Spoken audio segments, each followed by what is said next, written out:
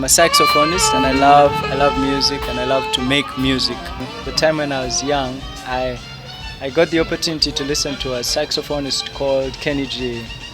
And as I listened to his music, the more that I listened to it, it didn't happen in one day, but one day it just sort of clicked that one time I have to be able to play the saxophone. When I developed that desire, that interest in the saxophone, I really felt like even if it took until I was a judge, until I was in my 70s, just to learn how to play the saxophone, I felt like it would be worth it. But there was a particular gentleman in church who used to play the saxophone, and he was sort of like the how do you call it? The picture of what I wanted to be. And so I used to see this guy playing saxophone in church, and one day I got the courage to ask him, can you please teach me how to play the saxophone? And I didn't have a saxophone.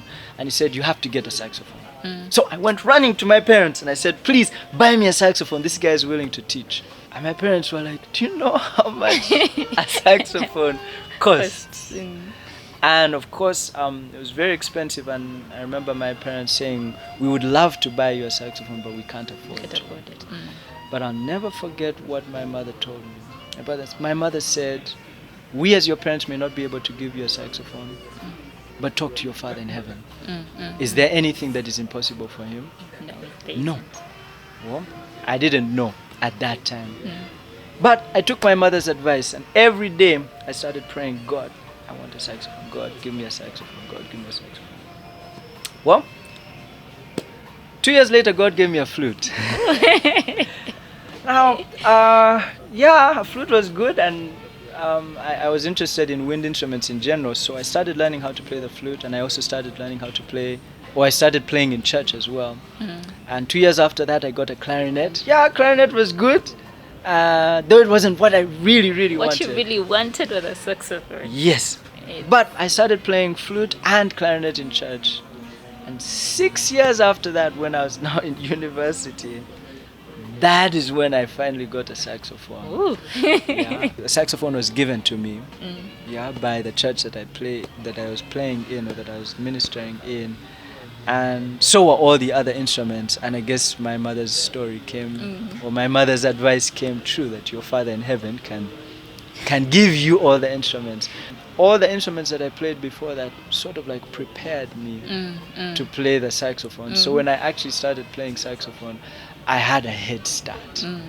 Well, one of my major role models is a guy called Albert Kwesiga.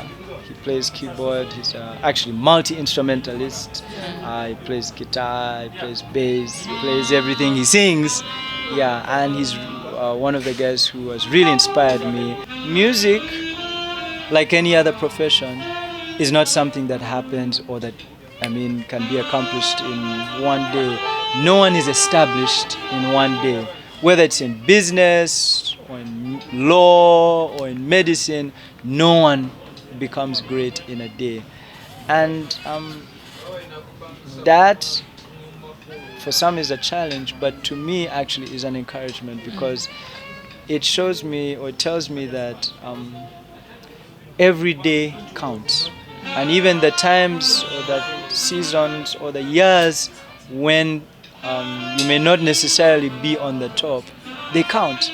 They count in your story. They count in how everything is going to work out in the end. And so today, you may not have the instruments, or you may not have the equipment, or the means to do what you want to do. But that does not mean that the journey has ended there. Everybody has something now. It may not be much. Yeah? Right now, you may not even have your instrument, but you have the passion. You have the love. Yeah? If you're faithful with that little, God is going to give you more.